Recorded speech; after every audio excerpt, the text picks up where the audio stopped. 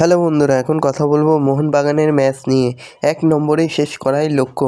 আইএসএলের 2 নম্বর দলের বিরুদ্ধে খেলতে নামার আগেই বললেন মোহনবাগানের কোচ। হায়দ্রাবাদকে হারিয়ে আইএসএলের জয়ের রাস্তায় ফিরেছে মোহনবাগান, কিন্তু সামনেই এফসি গোয়ার মতো কঠিন ম্যাচ খেলতে হবে, আবার গোয়ার মাঠেই গিয়ে। তার আগেই দলের কোচ জানালেন শীর্ষস্থানই হচ্ছে তাদের লক্ষ্য। তো বন্ধুরা, এরকমই সব ফুটবলের খবর জানতে হলে আমার চ্যানেলটিকে অতি শীঘ্রই সাবস্ক্রাইব করতে ভুলো না এবং বন্ধুদের মধ্যেও প্রচুর পরিমাণে শেয়ার করে দাও, যাতে আমার 4000 ঘন্টা ওয়াচ টাইম পূর্ণ হয়ে যায়। তো বন্ধুরা, মোহনবাগানের এখন একটাই লক্ষ্য হচ্ছে শীর্ষস্থানই হচ্ছে তাদের প্রধান লক্ষ্য। নাম্বার 1-এ যাওয়াই হচ্ছে তাদের টার্গেট। হায়দ্রাবাদকে হারিয়ে আইএসএলের জয়ের রাস্তায় ফিরেছে মোহনবাগান, কিন্তু সামনেই এফসি গোয়ার মতো কঠিন ম্যাচ, তাও আবার খেলতে যেতে হবে তাদের মাঠে গিয়েই। তো দেখা যাক শেষ পর্যন্ত কী হয়।